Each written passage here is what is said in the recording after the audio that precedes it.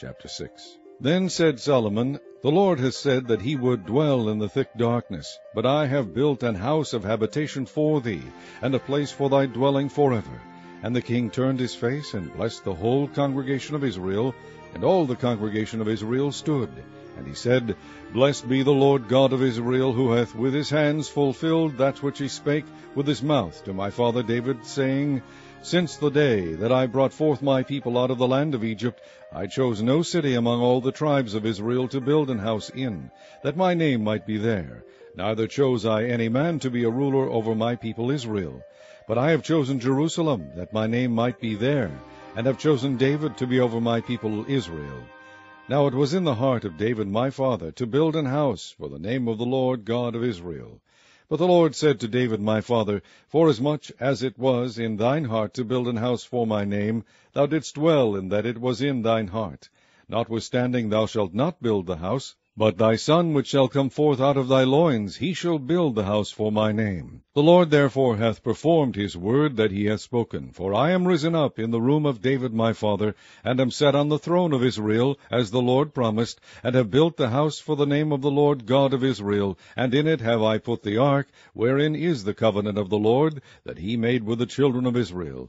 And he stood before the altar of the Lord in the presence of all the congregation of Israel, and spread forth his hands. For Solomon had made a brazen scaffold, of 5 cubits long, and 5 cubits broad, and 3 cubits high, and had set it in the midst of the court, and upon it he stood, and kneeled down upon his knees before all the congregation of Israel, and spread forth his hands toward heaven, and said, O Lord God of Israel, there is no God like thee in the heaven, nor in the earth, which keepest covenant, and shewest mercy unto thy servants that walk before thee with all their hearts. Thou which hast kept with thy servant David my father that which thou hast promised him, and spakest with thy mouth, and hast fulfilled it with thine hand, as it is this day. Now therefore, O Lord God of Israel, keep with thy servant David my father that which thou hast promised him, saying, There shall not fail thee a man in my sight to sit upon the throne of Israel. Yet so that thy children take heed to their way to walk in my law, as thou hast walked before me. Now then, O Lord God of Israel, let thy word be verified, which thou hast spoken unto thy servant David. But will God in very deed dwell with men on the earth? Behold, heaven and the heaven of heavens cannot contain thee, how much less this house which I have built? Have respect therefore to the prayer of thy servant, and to his supplication, O Lord my God, to hearken unto the cry and the prayer which thy servant prayeth before thee, that thine eyes may be open upon this house day and night, upon the place whereof thou hast said that thou wouldest put thy name there, to hearken unto the prayer which thy servant prayeth toward this place. Hearken therefore unto the supplications of thy servant and of thy people Israel, which they shall make toward this place. Hear thou from thy dwelling place, even from heaven, and when thou hearest, forgive. If a man sin against his neighbor, and an oath be laid upon him to make him swear, and the oath come before thine altar in this house, then hear thou from heaven, and do, and judge thy servants, by requiting the wicked, by recompensing his way upon his own head, and by justifying the righteous, by giving him according to his righteousness. And if thy people Israel be put to the worse before the enemy, because they have sinned against thee, and shall return and confess thy name, and pray and make supplication before thee in this house,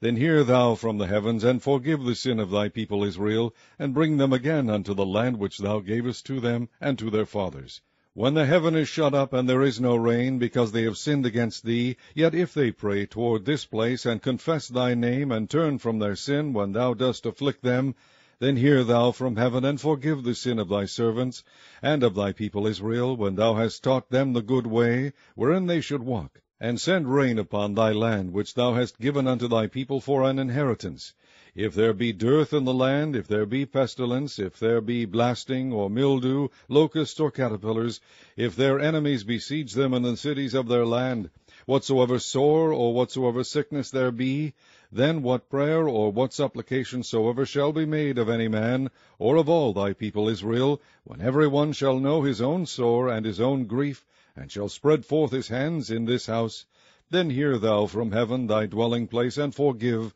and render unto every man according unto all his ways, whose heart thou knowest, for thou only knowest the hearts of the children of men, that they may fear thee, to walk in thy ways, so long as they live in the land which thou gavest unto our fathers. Moreover, concerning the stranger which is not of thy people Israel, but is come from a far country for thy great name's sake, and thy mighty hand, and thy stretched out arm, if they come and pray in this house, then hear thou from the heavens, even from thy dwelling place, and do according to all that the stranger calleth to thee for, that all people of the earth may know thy name, and fear thee, as doth thy people Israel, and may know that this house which I have built is called by thy name. If thy people go out to war against their enemies by the way that thou shalt send them, and they pray unto thee toward this city which thou hast chosen, and the house which I have built for thy name, then hear thou from the heavens their prayer and their supplication, and maintain their cause. If they sin against thee, for there is no man which sinneth not,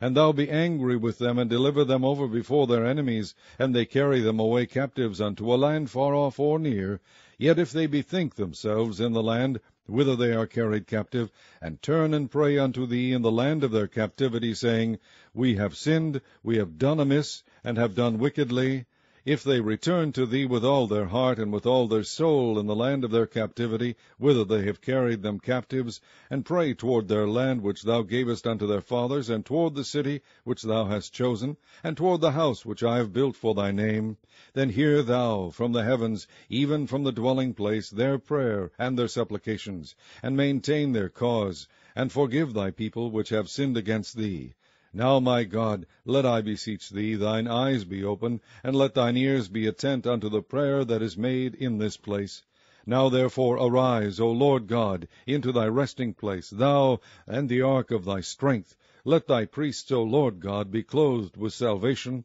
and let thy saints rejoice in goodness. O Lord God, turn not away the face of thine anointed. Remember the mercies of David thy servant,